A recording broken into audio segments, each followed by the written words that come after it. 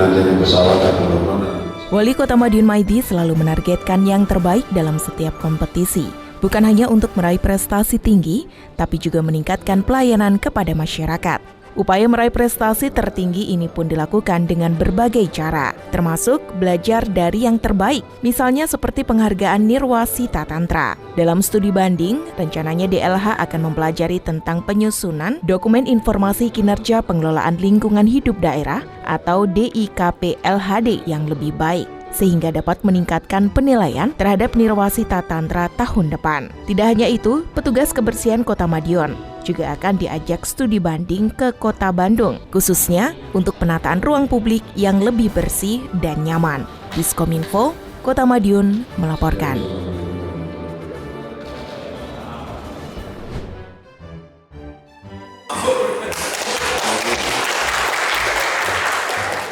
Upaya meningkatkan kesejahteraan masyarakat salah satunya dilakukan dengan mengurangi angka pengangguran di suatu daerah. Untuk itu, diperlukan dukungan berbagai pihak agar permasalahan tersebut dapat terselesaikan secara optimal. Dalam rangka mengurangi angka pengangguran, Wali Kota Madiun Maidi melibatkan para pemilik perusahaan di Kota Pendekar.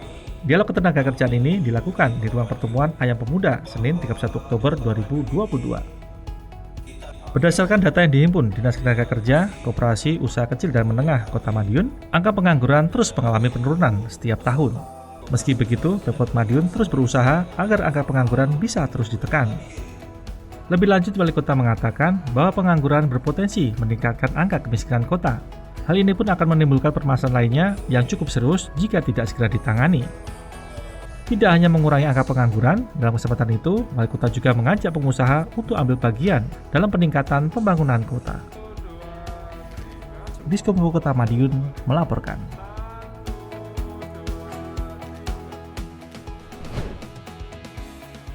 Terhadap Raperda Inisiatif DPRD Kota Madiun tentang pelestarian. Wali Kota Madiun menyetujui rancangan peraturan daerah atau Raperda Inisiatif yang diusulkan oleh DPRD Kota Madiun. Hal itu diketahui saat rapat paripurna bersama anggota legislatif Senin 31 Oktober.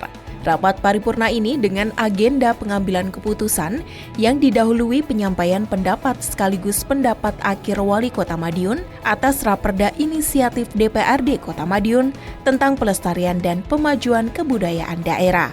Dalam kesempatan tersebut, Wali Kota Maidi mengucapkan apresiasinya atas Raperda Inisiatif yang diusulkan oleh anggota DPRD itu. Menurutnya, dengan adanya aturan yang berlaku, maka budaya asli milik daerah akan semakin unggul. Menurut Wali Kota, pelestarian di daerah jangan sampai hilang dan harus ada aturan. Dengan adanya Raperda yang akan disahkan menjadi peraturan daerah, maka semua wajib taat terhadap aturan dan tidak akan menghilangkan budaya itu sendiri. Wali Kota lebih lanjut menambahkan, budaya daerah harus mampu menjadi pegangan untuk mengguyupkan masyarakat yang ada di daerah tersebut. Ya, jadi begini, pelestarian daerah itu pelestariannya jangan sampai hilang, ada aturan. Jadi jangan ada modernisasi, itu bukan westernisasi. Modernisasi budaya asing ada, tetapi budaya daerah itu tetap dipertahankan. Artinya kalau itu sudah ada perda seperti itu, semuanya akan taat. Tapi kalau tidak, hilang udah. Maka dengan kondisi perda ini, terima kasih sekali Dewan Inisiatif ini, kalau ini nanti sudah diperdakan, maka budaya-budaya daerah ini sudah tidak akan hilang, walaupun budaya barat, budaya mana masuk, tapi kita sudah ada aturan. Ini yang untuk menyempurnakan ketahanan masa yang lalu, budaya masa yang lalu itu tidak semudah dibudarkan, tidak semudah dihilang. Diskominfo, Kota Madiun melaporkan.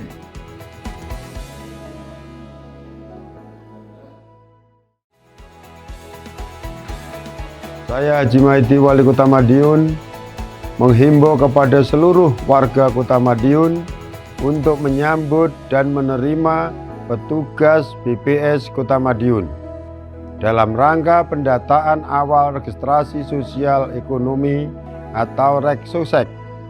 Salam Kota Pendekar.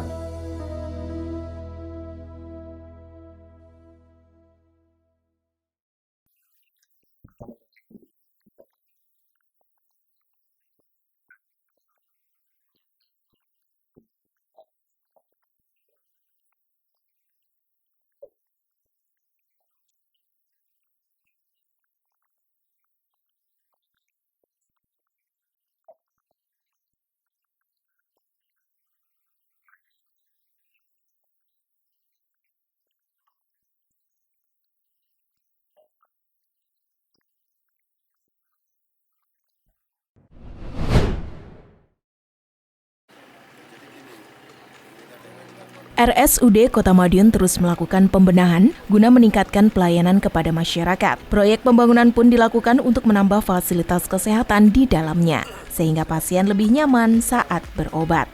Seperti saat ini, RSUD Kota Madiun sedang melaksanakan 3 proyek pembangunan. Wali Kota Madiun Maidi pun melakukan pengecekan untuk memastikan proyek berjalan sesuai target.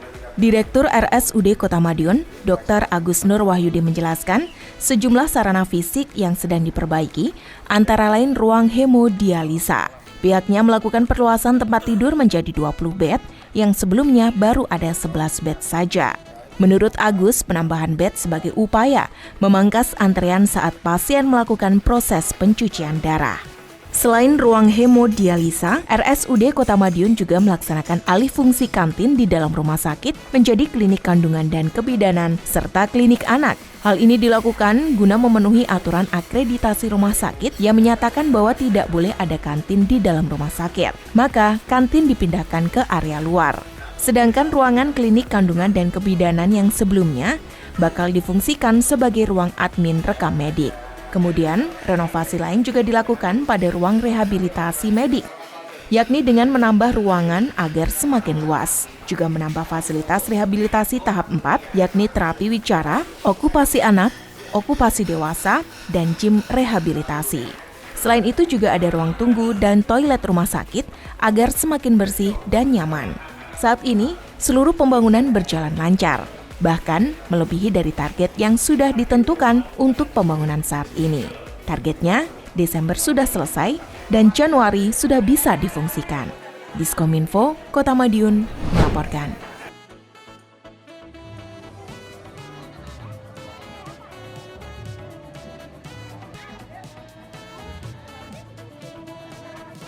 Program Warung Stop Stunting telah berjalan selama 3 pekan, Rabu 2 November 2022. Bantuan ketiga untuk kualitas stunting dan ibu hamil itu disalurkan melalui lapak UMKM kelurahan masing-masing. Salah satunya seperti tampak di lapak UMKM Joglo Palereman Kelon. Sebanyak 18 balita dan 9 ibu hamil diundang untuk mengambil bingkisan berupa makanan siap santap, sayur mayur dan buah, paket sembako dan penambah gizi, serta kupon belanja di lapak UMKM senilai Rp50.000. Bersamaan dengan kegiatan goes pagi di Kelurahan Kelun, Wali Kota Madiun Maidi pun datang untuk melakukan pengecekan. Dalam kesempatan itu, Wali Kota juga mengecek isi bingkisan yang diberikan. Wali Kota berpesan agar dinas terkait memperhatikan kualitas barang yang diberikan. Dalam program Warung Stop Stunting, Pemkot Madiun telah menganggarkan miliaran rupiah agar gizi masyarakat terpenuhi, sehingga ibu hamil tidak lagi melahirkan bayi stunting. Seperti diketahui, stunting merupakan kondisi gagal tumbuh yang mampu mempengaruhi perkembangan fisik maupun intelektual anak. Maka dari itu, masalah ini harus segera diselesaikan agar kualitas putra daerah di Kota Madiun lebih terjamin.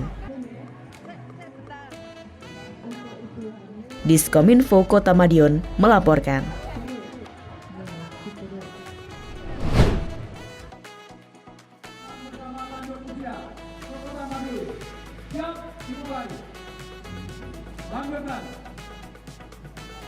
Tak hanya pembangunan fisik kota saja yang jadi prioritas Wali Kota Maidi. Pembangunan sumber daya manusia agar terus berdaya terus menjadi perhatiannya. Mulai dari ibu hamil, bayi hingga memasuki usia tua. Seperti salah satunya gelaran senam lansia. Wali Kota Maidi memimpin jalannya senam lansia yang dilaksanakan di Ngerawabening Edu Park, Kamis 3 November 2022. Dalam kesempatan itu, orang nomor 1 di Kota Madiun berharap agar para lansia terus berdaya.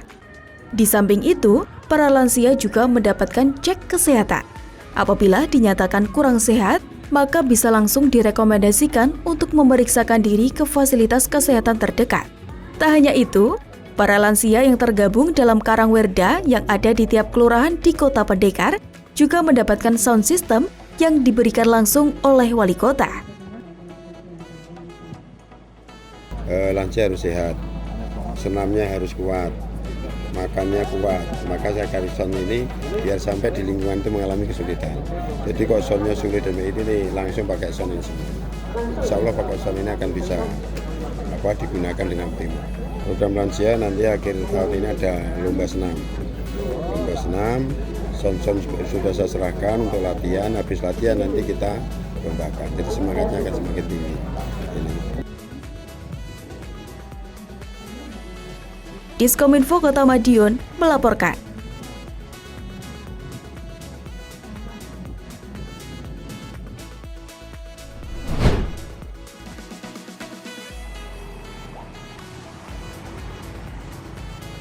Wali Kota Madiun Maidi kembali melaksanakan kegiatan goes pagi ke berbagai kelurahan di wilayah Kecamatan Kartoharjo. Orang nomor 1 di Kota Pendekar itu mengunjungi 3 lapak UMKM kelurahan, yakni Lapak Obor, Oro-Oro Ombo, Pilang Bango, dan Rejomulyo. Di 3 lokasi tersebut, Wali Kota menyerahkan piala penghargaan kepada para pemenang lomba kelurahan mencari bakat. Seperti diketahui, beberapa waktu yang lalu, seluruh kelurahan di Kota Madiun menyelenggarakan lomba menyanyi kategori usia remaja, dewasa, dan lansia. Para pemenang akan diadu kembali untuk mencari juara di tingkat kota. Tidak hanya itu, dalam kesempatan tersebut, Wali Kota juga melaksanakan pengecekan proyek pembangunan. Salah satunya, proses pavingisasi di tiap kelurahan. Selain pengerjaan yang cepat, Wali Kota juga berpesan kepada para pelaksana proyek untuk memperhatikan kualitas pembangunan, sebab proyek tersebut akan dimanfaatkan oleh masyarakat banyak. Pada kesempatan tersebut, Wali Kota turut mengecek hasil pembangunan rumah tidak layak huni atau RTLH di wilayah Pilang Bango. Mantan Sekda Kota Madiun itu pun berharap hasil pembangunan dapat memberikan manfaat bagi pemilik rumah. Dalam kegiatan itu, Wali Kota juga tidak lupa memberikan bantuan kepada masyarakat seperti minyak goreng, serta jajanan dan uang saku bagi anak-anak. Diskominfo Kota Madiun melaporkan.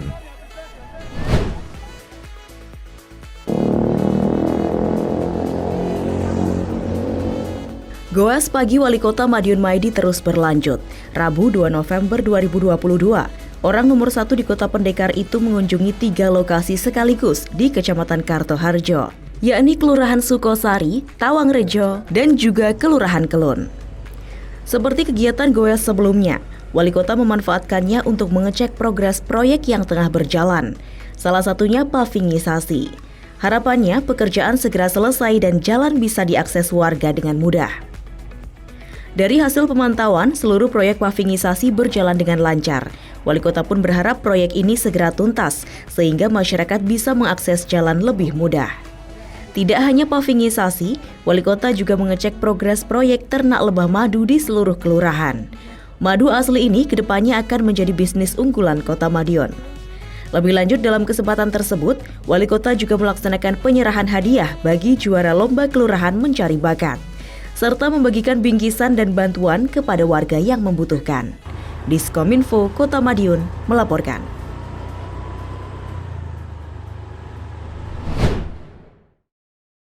Ya, karena waktu itu saya kesananya tidak hari Sabtu Minggu, sebenarnya tidak boleh, tapi karena saya menunjukkan bahwa saya identitasnya orang jauh, gini tuh saja ini, hobi saya ini, sehingga dari setelahnya tim keamanan dipersilahkan.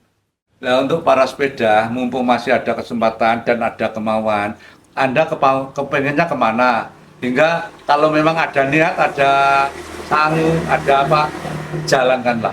Ibarat saya, kalau kepengen turu tono. Nama saya Bapak Haji Suelo, warga Kelurahan Kanigoro, tepatnya RT 13 RW 03 Kelurahan Kanigoro, Kecamatan Kartoharjo.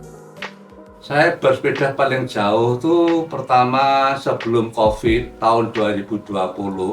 Itu saya mulai dari Madiun ke Surabaya, langsung guys Madiun Surabaya, terus ketemu teman dari Surabaya.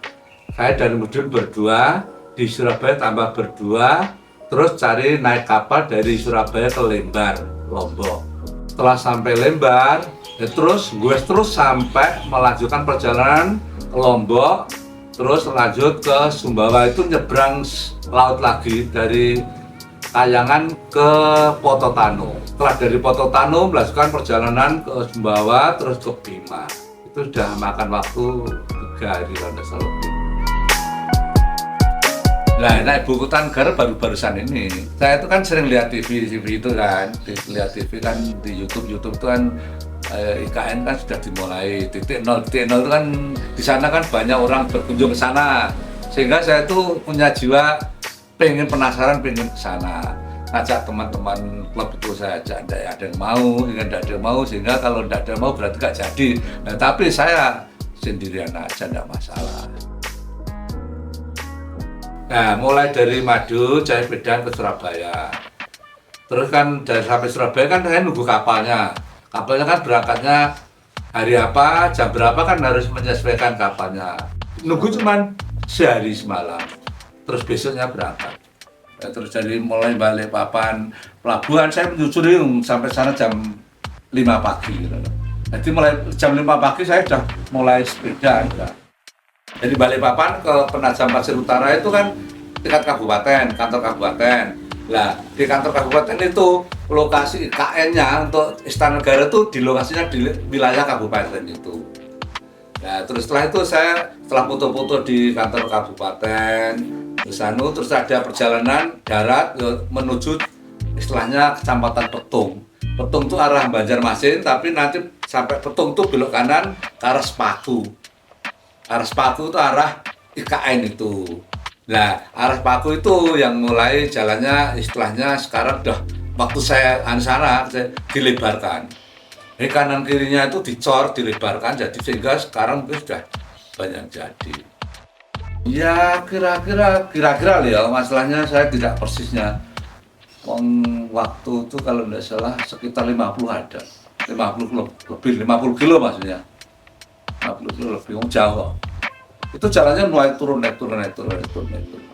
Kan maksudnya gini, saya kan sifatnya tidak buru cepatnya toh. Saya kan kepingin istilahnya menikmati, refreshing istilah saya itu goes wisata. Jadi goes wisata itu saya bukan cari cepatnya tapi cari nyamannya. Itu menurut saya karena di Jawa itu kan terlalu padat penduduk dan perumahan dan terlalu bising. Kalau di sana kan betul-betul baru ya. Jadi tanahnya luas, medannya naik turun sehingga ada bangunan atas, ada bangunan di bawah, ada tempat hutan, ada waduk, ada segala macamnya kan banyak. Sehingga sementaranya ini yang dikerjakan waktu saya ke sana itu pelebaran jalan dulu. Sebelum dia mengirim material dan bahan alat berat itu kan jalannya harus kuat dan lebar. Itu untuk umum tuh hari Minggu atau Sabtu Minggu, karena kalau hari-hari biasa kan jam kerja, sehingga tidak boleh kalau hari-hari biasa. Ya karena waktu itu saya kesananya tidak hari Sabtu Minggu, sebenarnya tidak boleh, tapi karena saya menunjukkan bahwa saya identitasnya orang jauh, gini tuh saja ini, hobi saya ini, sehingga dari setelahnya tim keamanan dipersilahkan. Perlengkapan saya selama perjalanan itu biasanya yang saya khusus beda itu kan istilahnya baju, celana, kaos jersey ini rata-rata semuanya saya pakai kegiatan beda kaos jersey semua. Sehingga ada sakunya sini, ada ya contohnya seperti ini. Nah, terus di tas ini ya bisa untuk memasukkan mungkin bisa perjalanan 1 minggu. Misalnya ya ada celana pendek, ya kaos, ya jaket, ya sarung, ya training, ya baju. Kalau hujan gimana Pak?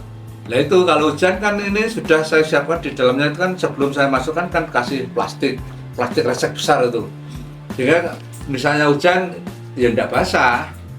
Di samping itu ya uang cash itu saya bawa ya masanya biar kita tenang, pikiran tenang, saya bawa uang ya kurang lebih lah ya 10 juta kurang lebih. Saya yang harus saya persiapkan itu persyaratan orang petualangan itu ada 4. 1, badan harus kuat, fisik harus kuat.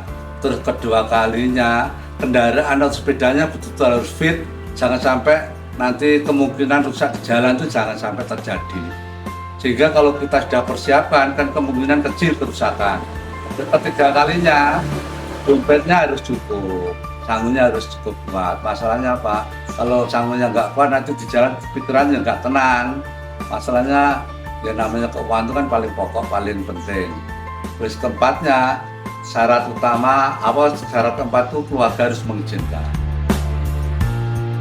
Sebenarnya saya itu kalau ada temannya, misalnya ada teman yang kira-kira tujuannya sama, ya atau 2-3 orang atau 4 orang, kepengen umroh sepeda. Nah untuk para sepeda, mumpung masih ada kesempatan dan ada kemauan, Anda kepengennya kemana? Hingga kalau memang ada niat, ada sanggup, ada apa, jalankanlah. Ibarat saya, kalau kepengen turu tono. Salam sehat tanpa obat. Semangat!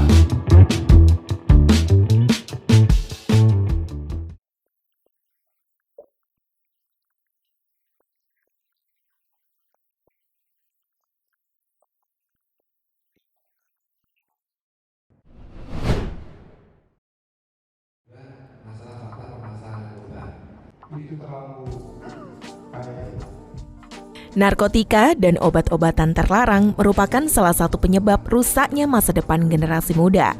Karenanya, upaya memerangi barang haram tersebut terus dilakukan, tak terkecuali oleh pemerintah Kota Madiun. Selasa 1 November, Wali Kota Madiun Maidi menggelar sosialisasi pencegahan, pemberantasan, penyalahgunaan, dan peredaran gelap narkotika dan obat atau bahan berbahaya P4GN di Gedung GCIO Dinas Kominfo Kota Madiun. Dalam kegiatan ini, sejumlah perwakilan siswa SMA SMK sederajat dan mahasiswa hadir sebagai tamu undangan.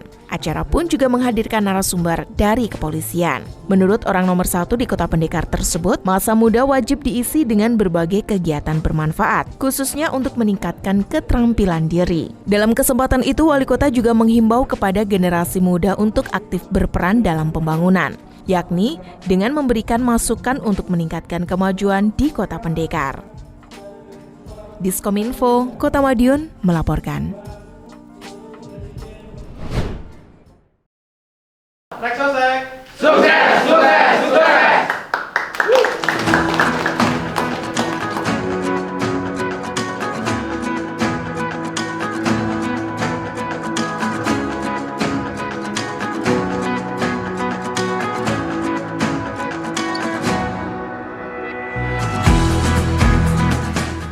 Tunawisma juga warga negara.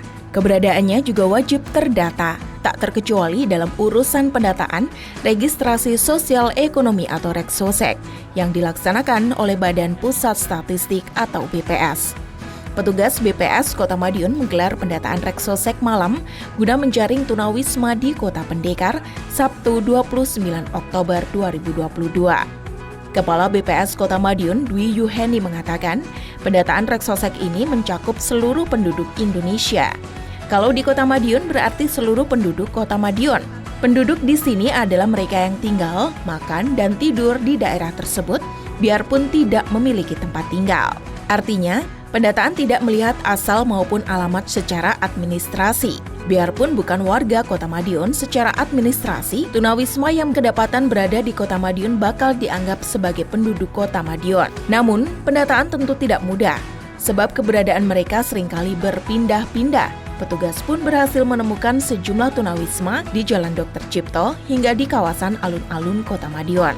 Heni menyebut pendataan Reksosek ini penting dan perlu dilakukan. Data yang dihimpun bakal menjadi basis data pemerintah, di mana basis data tersebut bisa digunakan untuk pengambilan kebijakan seperti bantuan-bantuan hingga program pengentasan kemiskinan dan pemberdayaan masyarakat. Reksosek ini kan merupakan pendataan registrasi sosial ekonomi yang digunakan untuk perlindungan sosial dan pemberdayaan masyarakat.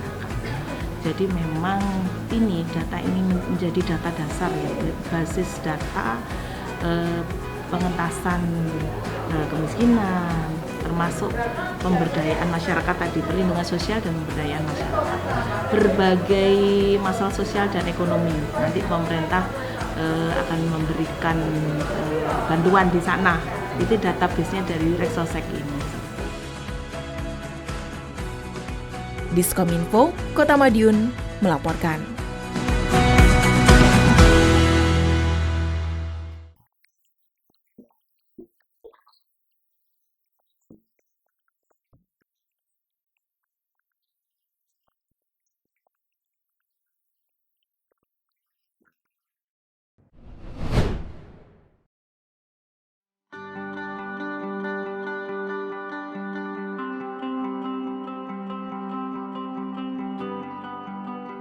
Pengelolaan sampah yang terjadi di sebagian daerah di Indonesia adalah kumpul angkut buang, sehingga mengakibatkan sampah menumpuk di tempat pemrosesan akhir atau landfill.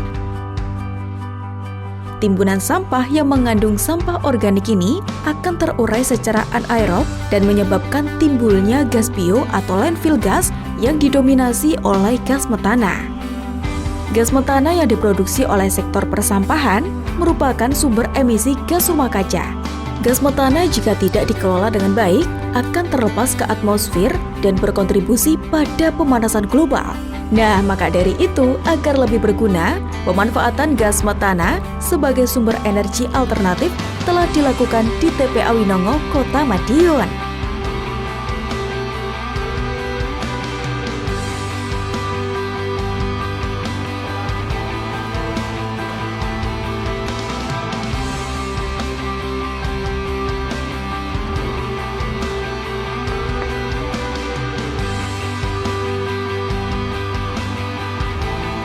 Tepatnya di sini pengelolaan gas metan dilakukan.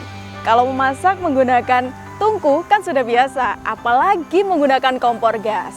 Nah, yang beda tuh di sini nih, memasak menggunakan gas metan. Nah, semuanya dimulai di sini, di TPA Winongo, Kota Madiun. Sampah diolah menjadi gas metan.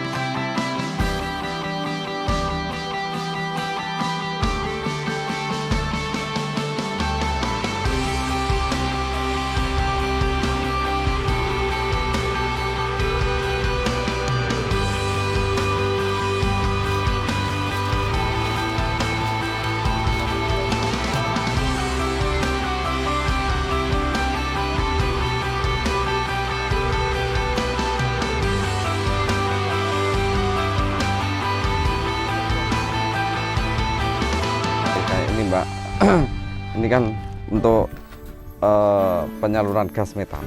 Iya. Yang ini gas yang kita ambil, air yang dari sampah itu kan keluarnya air lindi. Itu ya kita salurkan ke kolam lindi yang ada di sebelah barat TPA. Berarti ini ada aluran tersendiri ya Pak ya, untuk lindi? Iya benar. Ini aliran gas karena gas kan sifatnya naik, ya kita ambil yang air sifatnya turun kita salurkan secara miring untuk dari proses pembikinan gas metan yang berada di dalam sampah ini. Kalau kedalamannya sendiri berapa meter Pak? Sekitar 5-6 meter. Wow.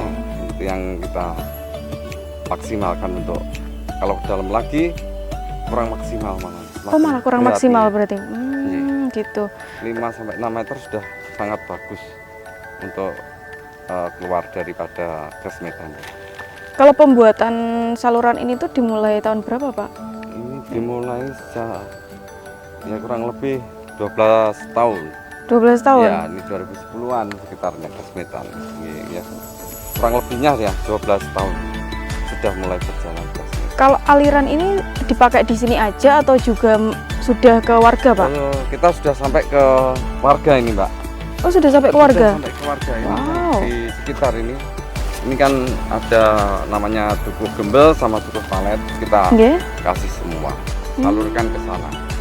Dan di sana sudah merasakan manfaat yang luar biasa. Wow. 138 kurang lebih kakak sudah merasakan manfaat gas metan. Berapa kakak Pak? 138. Banyak juga berarti Pak ya? Iya. Kalau rencananya kedepannya akankah ditambah atau gimana Pak? Kalau rumahnya masih bisa tambah, ya kita tambah karena gas metan kita masih mumpuni untuk tambah untuk warga.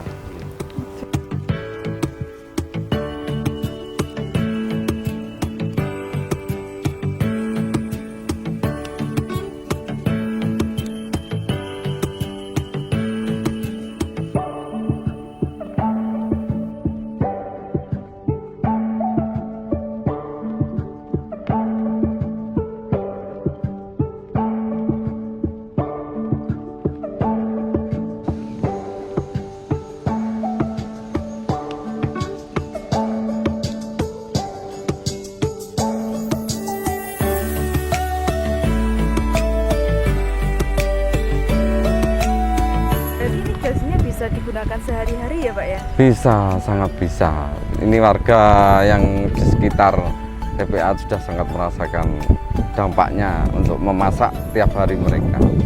Sangat membantu. Semuanya bisa Pak? Semuanya bisa. Wah. Di TPA dinyalakan, di warga dinyalakan, bersama-sama masih mampu. Wow, oke. Gimana nih? Pasti penasaran dong gimana cara masak menggunakan gas metan nih. Gimana kalau kita langsung praktek aja yuk ke bawah? Daripada penasaran cuma lihat teorinya aja nih. Boleh ya Pak ya praktek ya? Sangat oh boleh, kita. oke. Yuk kita bawa ke bawah. Ya.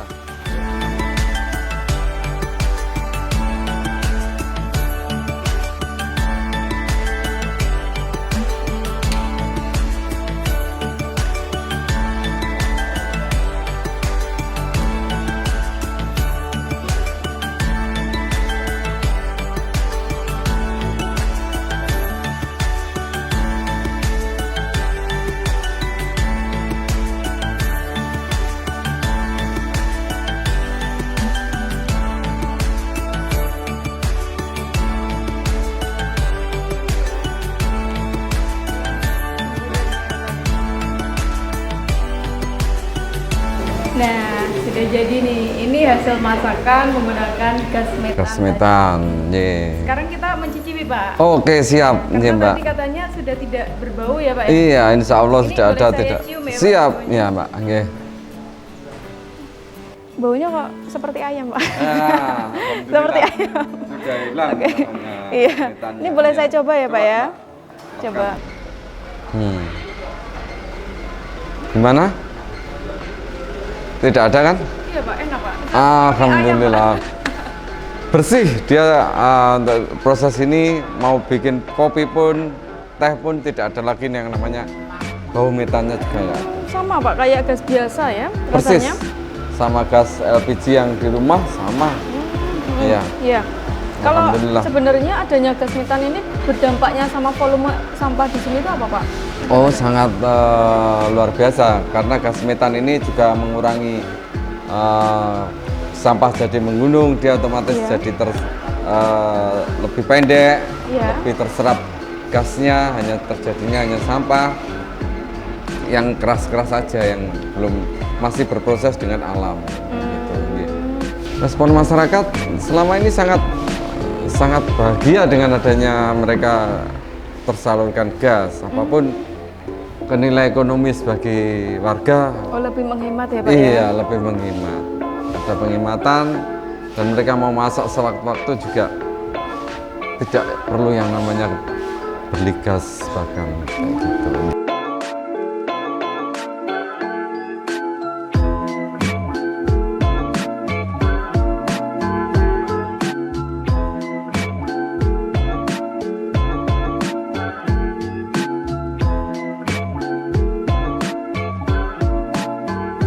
Ternyata sampah kalau dikelola dengan baik memiliki manfaat tersendiri untuk kehidupan kita. Nah, mulai sekarang, yuk lestarikan lingkungan dengan pengelolaan sampah yang baik dan bijak. Saya Zufita dan tim yang bertugas pamit undur diri. Sampai jumpa. Harapan yang secara pribadi pengelola gas metan yang ada di TPA Winongo ini, semoga penerima atau warga yang terdampak yang menerima gas metan dari TPA Winongo dapat memanfaatkan gas metan sebaik mungkin dan mengelola gas metan yang di rumah mereka masing-masing secara optimal juga. Maksudnya saluran-salurannya kalau ada yang bocor segera diperbaiki. Harapan kita hanya itu, masyarakat Madiun terutama khususnya masyarakat yang ada di sekitar TPA menjadi lebih bahagia dan lebih bahagia lagi. Ekonomi mereka juga semakin meningkat karena dapat berkurang untuk pembelian gas LPG itu aja.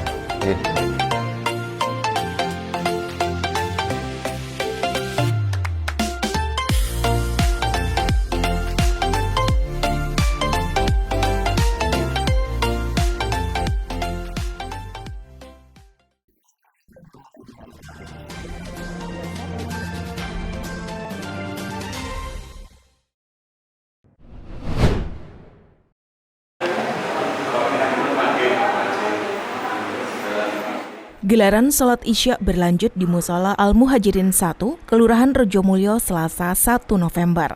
Wali Kota Madiun Maidi bersama Kepala Organisasi Perangkat Daerah Kota Madiun melaksanakan salat bersama warga setempat. Tak hanya itu, Wali Kota juga menyalurkan bantuan dan berdialog dengan warga usai melaksanakan sholat. Wali Kota menyampaikan sejumlah program ke depan. Salah satunya program laptop untuk siswa. Program ini gagal dilaksanakan pada 2022. Karenanya, Wali Kota menambah pengadaan 2 kali lipat. Setidaknya ada 9.800 unit laptop dalam pengadaan 2023 mendatang. Pengadaan laptop kali pertama hanya sebanyak 4.500 unit. Wali Kota berharap pelajar dapat segera menikmati sarana pembelajaran tersebut. Ditambahkan Wali Kota, semua jenjang usia mendapatkan perhatian pemerintah. Selain anak sekolah, Wali Kota juga memperhatikan anak stunting dan ibu hamil. Setidaknya 922 orang anak dan ibu hamil mendapatkan paket tambahan gizi hingga 450.000 dalam sepekan. Mereka sudah mendapatkan voucher untuk kemudian ditukarkan paket bahan makanan dan makanan siap saji di warung stop stunting atau WSS. Selain itu, lansia juga mendapatkan anggaran sebesar 8 juta lebih setahun. Ke depan, pemerintah Kota Madiun juga bakal membangun pondok lansia. Tak heran, apa yang telah dilakukan pemerintah tersebut menarik perhatian masyarakat. Dengan demikian, jamaah bersama-sama mendoakan Wali Kota Madiun Maidi agar selalu sehat dalam memimpin Kota Madiun di akhir acara. Diskominfo, Kota Madiun melaporkan. Meriah kita berikan sambutan hangat. Kami ucapkan selamat datang. Himpunan Wira Swasta Minyak dan Gas atau Hiswana Migas Madiun melaksanakan musyawarah cabang atau Muscap ke-7 pada Rabu 2 November 2022. Muscap yang berlangsung di Aston Hotel tersebut juga dihadiri Wali Kota Madiun Maidi. Orang nomor 1 di Kota Pendekar itu mengucapkan selamat atas terselenggaranya Muscap. Wali Kota Maidi juga memberikan apresiasi atas segala kontribusi Hiswana Migas untuk kemajuan kota. Wali Kota mengaku sudah banyak bantuan yang diberikan, misalnya dalam pembangunan kuliner dalam kereta di Jalan Bogowonto yang juga hasil kerjasama dengan PT Inka. Selain itu, ada banyak bantuan dari program Corporate Social Responsibility atau CSR dari perusahaan yang tergabung dalam Hiswana Migas. Wali Kota berharap kontribusi tersebut dapat semakin ditingkatkan. Wali Kota mencontohkan hadirnya McDonald's beberapa waktu yang lalu, pembangunan dan juga perizinan berjalan bersamaan. Ketika bangunan siap, izin juga sudah dikantongi. Karenanya bisa langsung tancap gas. Wali Kota menyebut proses yang bertele-tele malah akan merugikan daerah dan juga masyarakat. Terima kasih pada Hiswana Migas Madiun, musyawarah di Madiun, semua bos-bosnya datang semua. Pertamina itu kan banyak bos-bos, bosnya datang di Madiun semua. Ini saya bangga sekali. Artinya dari bos ikut menilai Kota Madiun, paling tidak nanti pasti akan disampaikan pada keluarganya, pada koleganya. Diskominfo Kota Madiun melaporkan.